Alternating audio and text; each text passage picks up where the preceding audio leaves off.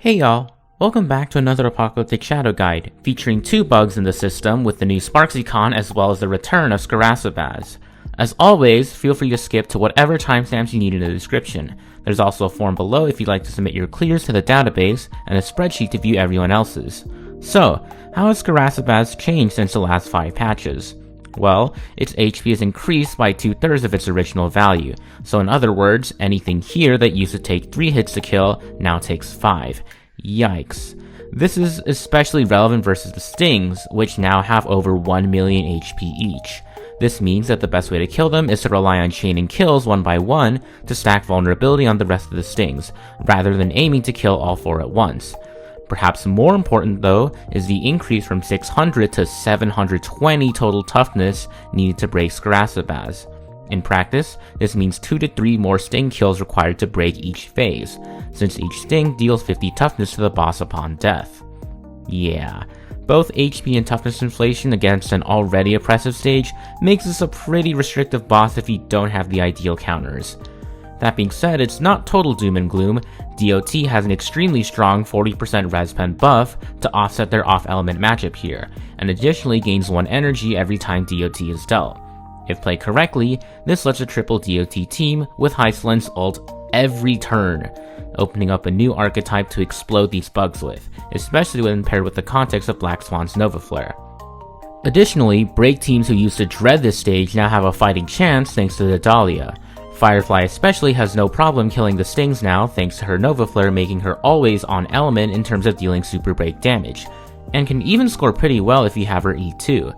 Definitely worth considering if your side one doesn't need the assistance from your break DPS. Silverwolf 999's global passive is also obviously useful at dispelling the entanglement, though do note that it does not prevent the initial delay despite cleansing the debuff, and that it only lingers for 1 turn in terms of the CC immunity, so you're only really getting mileage out of it for 1 phase at most. Also, her bounce profile completely thuds against this stage's massive collective HP pools and a kill one at a time strategy, so I actually wouldn't bring her to this side. Mono Rem still maintains a dominant matchup, and the full ult refund goes especially hard for Cyrene, who can not only abuse it in the Casterus Hyacine Evernight core for more personal damage, but also for any Chrysos heirs that depend a lot on her ultimates, like Mighty and Anaxa. And if you're willing to make her work, Seela's Nova Flare makes her pretty decent here, and the ability to run a real offensive sustain in Danheng PT only helps push her damage even further. Just don't expect her to beat like Premium DOT or Mono Rem on average. Getting into the stage buffs this time around, both stages offer a free CC Dispel and ultimate refresh for the whole team upon break, and provide a blanket 25% elation vulnerability and 15% break vulnerability. The cleanse can help versus Skaracabaz, though remember the action delay from being entangled cannot be reversed by cleansing the CC. Starting with SparxiCon, our first buff, Beaming Bliss, provides 30% more elation vulnerability, as well as 50% more weakness break efficiency if an elation character is on the team. With elation being a multi-DPS team, especially when it comes to breaking, you'll obviously want to pick this over something like Blessing 3, which results in both worse amp and worse buff uptime for elation specifically. This blessing might also be a justification for something like Yao Guang on archer teams, mainly to deal with the brick wall that is SparxiCon's phase 1 subfield, but I'm skeptical as to whether it's actually worth the loss in real amp, to be honest. Our second buff is Collapse on Sight, which provides 10% break vulnerability and 15% speed for the whole team upon breaking for 3 turns. Yeah, you can definitely tell which of the 2 archetypes mentioned so far is getting the golden treatment from Hoyo. And our third buff, Heroic Vanguard, provides 50% weakness break efficiency and crit damage to the first ally after they ult, lasting for 1 turn. Turn extenders like Phynon as well as Archer, who can use his ult mid-turn to prolong the buffs, abuse this best. But if you're not playing Breaker Elation, this should be your go-to. As for Skaracabaz, the first buff, Tarsus Infection, turns DOT from an off-element nightmare into an effectively on-element bug-popping simulator. Especially with the entire stage already being physical weak, an extra 40% res pen to Hyceland's, who doesn't have any inner base kit, is massive, and such a large value that it's still barely diluted from Black Swan's E1 for example. 1 energy per DOT might not also sound like much, but if you know anything about how 2 grit per DOT in Pure Fiction can instantly max out Surgeon Grit's 100 stack requirement with just 1 Kafka ult, Yeah, it's like an AoE tutorial on absolute steroids. The second buff, Knowledge and Decorum, provides 25% res pen if an Erudition character is on your team. Erudition characters aren't really built to support anyone besides the Herda maybe, so unless your roster is looking really desperate, it's not really advisable to give up a support slot to try and make full use of this effect. Stick to using this for Erudition characters only. And the third buff, Past Life Shadowed Reverie, provides 60% damage if there are 3 or more Memo Sprites currently on field. Pretty strict requirement that gates off this buff to exclusively mono rem, with the closest generalist application I can see being running a core of Hyacine Cyrene and RMC, which means unfortunately, if you're not running any of these specific archetypes, you're essentially going buffless versus this stage. Speaking of which, you'll definitely want to run at least 2 of the 3 of the mono rem core if planning to abuse the third buff, since Evernight and casters love to explode their Memo Sprites, making them generally inconsistent in terms of keeping this buff up without their proper supports. Not that they really need the help from this buff though. Diving into SparxiCon, she has about 14.5 million HP per phase, which is pretty similar to Skaracabaz on the other side.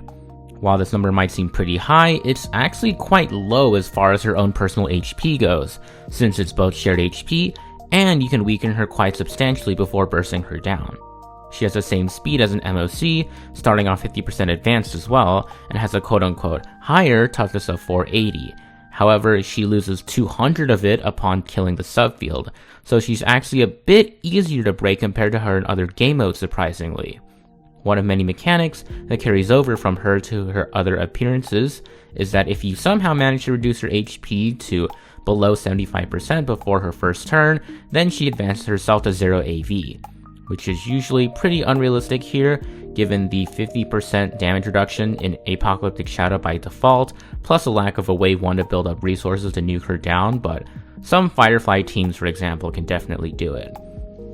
For frame of reference, by the way, you need 190.1 speed with Von Whack to outspeed her first turn, so should you want to do so, bring Cyrene or RMC for their action delay techniques, or pair supports with built-in start of battle action advance with Von Whack, like Danhung PT and again RMC. You really shouldn't need to do this though. She also keeps her same mechanics compared to MOC, kidnapping one ally of your choice to go and fight her minions in the subfield, massively rewarding you if they succeed, and punishing you if they fail to kill or die within the time limit.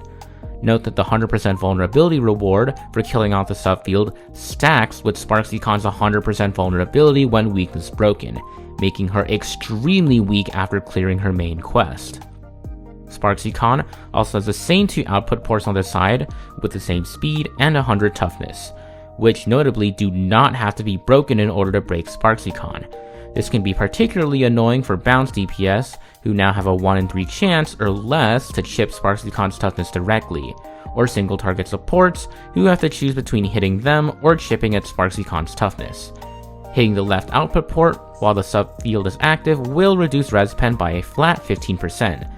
Note that this value is not scaling, unlike before in other game modes, where you get hit it 4 times for 5% res pen each time for a maximum of 20%.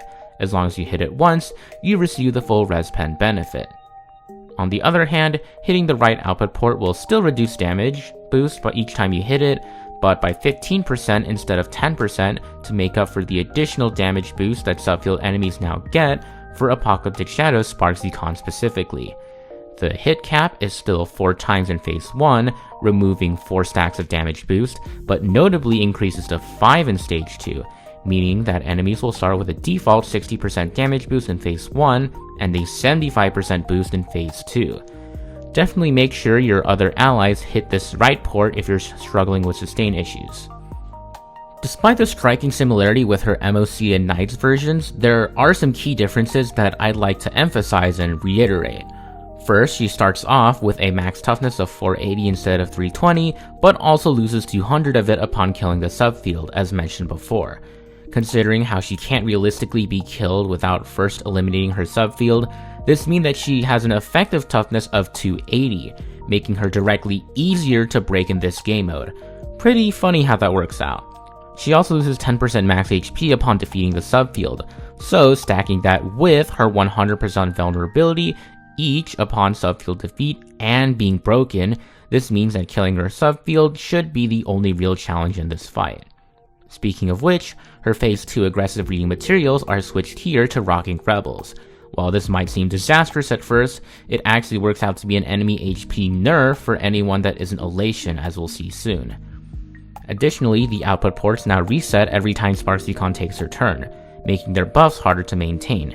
However, hitting their max stacks of 4 in phase 1 and 5 in phase 2 now gives 5's punchline, and more importantly, deletes 15% of the subfield mob's HP per output port. This is no small amount either. If every single enemy is still alive, it's over 500,000 total HP in phase 1 and 800,000 in phase 2. In fact, just from max proccing this every single time possible, which granted is not an easy task, you can reduce the enemy's HP by 90% from this mechanic alone before the timer runs out. And as mentioned before, the left output port now provides a flat 15% res pen buff for hitting it and letting it take its turn at least once, while the right port removes a 15% damage boost from the subfield enemies every time you hit it, up to its cap. Matchups are about the same, just no longer with off-element DPS. Note that while Anaxa is barely on element versus the subfield, SparxiCon herself is still 2/3 win weak, making him quite the impressive DPS considering that his best team of RMC, Cyrene and Cervedra massively benefits from team-wide ult refills on break, giving him at minimum usually 3 extra turns to burst down the broken SparxiCon. Otherwise, it's the usual suspects of Elation and Break dominating the stage, Break primarily just being Firefly at this point, let's be honest. Note that while the mechanics are Elation Shield, Elation's ability to break, even with the 50% weakest break efficiency boost, is heavily RNG dependent, thanks to most of their toughness being in the form of bounce against a 3-target boss with only 1 real break bar. You might just favor Firefly for her consistency here, especially if your investment on her is higher, like with her E2 for example. Phase 1 subfield is the choke point for every non-Elation DPS this fight, so even if you find your DPS struggling to finish them off, trust me, once you do, then you're usually able to clear the rest of the stage much quicker. There aren't many kills for units like Sela and Ashfield to abuse, nor is a 3-target environment with no teammate assistance ideal for Boot Hill, especially if you leave an enemy with 1% HP and have to waste a whole nother turn on them. But with enough investment, given how weak SparxiCon becomes after you break her, I don't see why they can't succeed.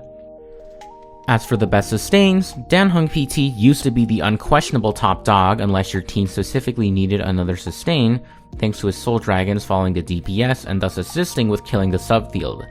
But because hitting the output ports in the prime field now also equates to damage, his value relative to other sustains versus this stage is no longer absolutely higher. This just means that you should stick with your team's normal best in slot sustain though, not that he's necessarily bad. Special shout out to Lingsha here, who technically has the highest AoE attack frequency of any sustain, and thus can be very strong on port killing duty if you don't need or can't have access to Dan, Hyacine, or Huohuo for this side, for their respective archetypes. Support-wise, high attack frequency supports help a lot more, since they can directly add damage by maxing out the output port stacks, just like with the sustain discussion earlier. Do keep in mind though that supports like RMC and Tribi are also in extremely high demand versus Skaracabaz, due to being able to provide attack spam and stuff like an extra memo sprite to tank aggro and CC in RMC's case, and the ability to DDD spam and redirect damage to Skaracabaz in Tribi's case, especially with her E1. As this is a hypercarry focused boss, if not running Elation, the appropriate hypercarry supports will also be strong here. And since traditional Nihility debuffs like Silverwolf, non-E2 Dahlia's ult, and Cypher's S1 can't transfer to the subfield, do note that they lose a bit of value here. Funny enough, Dahlia's and Fugue's S1 both circumvent this issue, but even if they didn't, this would still be a very strong matchup for Nova Fly regardless.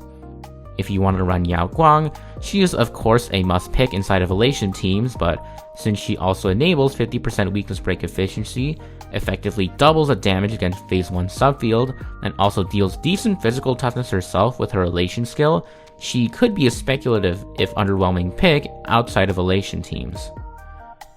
We've been talking a lot about subfields in this video. If somebody wants to, feel free to let me know how many times I've mentioned them in total by name, but we haven't yet talked about any specifics in them yet, so let's do that.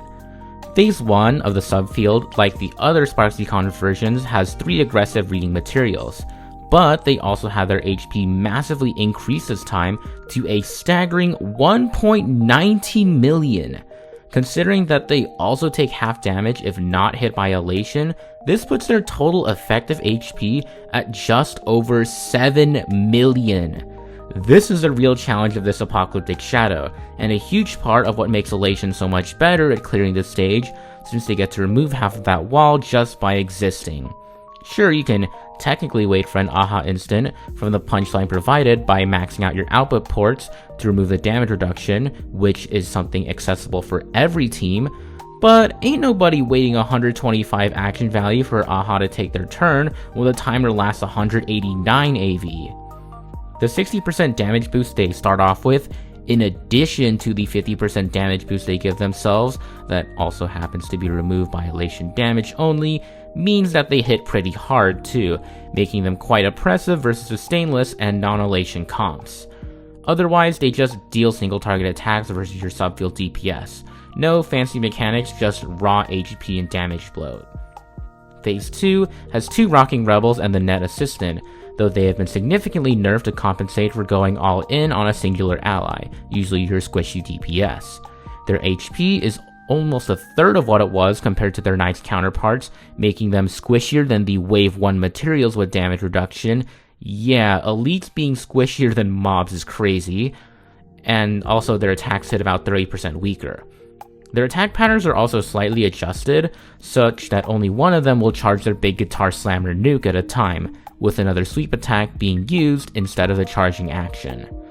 The Net Assistant does have more HP compared to its Knights form, though if hitting the output port's cap at least twice, it does work out to be less real HP, and their big attack has also been toned down by about 15%. In total, all 3 enemies this phase have a total of roughly 5.8 million HP, a significant step down from the 7.14 million of Phase 1 Elationless, especially since you can potentially carry over the ult refreshes on Phase 1's break to this Phase 2 subfield showdown. Here are the attack patterns for SparxiCon. I won't really bother going over them this time since they should be pretty familiar to you by now and nothing has changed since MOC or Knights, though you can check the link in the description if you need a refresher course. The only change, to be honest, is that SparxiCon cannot be broken while the subfield is active. Just like the Canvas Peacock, she just straight up prevents her toughness from going below 1 during this state. Still though, as long as you can break SparxiCon's 280 or less remaining toughness after one subfield brawl, which is pretty doable by most teams nowadays, this shouldn't really affect your runs. Kind of a brick if it does though, since it might just force you to play through the entire full HP subfield again just to break. And yeah, that's the guide. As for thoughts on this rotation, it really is just meet X damage check or perish. While we do have more ways to do so now between Mono Rem, Elation, Archer, Break, DOT, and Chrysos errors, even potentially Weld if vertically invested, all being very strong in today's meta, it really is a shame to see former Skaracabaz counters like Acheron and the Herda just fall out the map without E2 investment, thanks to that 66.6% HP inflation. And of course, being gated by Phase 1 mobs on SparxiCal's side never feels good. I swear, between them and the Magical Girl trope enemies, the Elation Shield elites and bosses start to look bearable compared to the obnoxious mechanics that these mobs have. Depending on where your investment is though, you might find this rotation to be a nice break, thanks to how strong the strongest matchups are, or the hardest Apocalyptic Shadow rotation yet. Or you could be playing Elation and just mauled at bounce RNG. It's probably one of the 3. But I'd like to know, what did you think of this Apocalyptic Shadow rotation? Was it too oppressive? Too easy? Uninteresting? Surprisingly engaging? Let me know in the comments below. And with that, thanks for watching. Have a great day.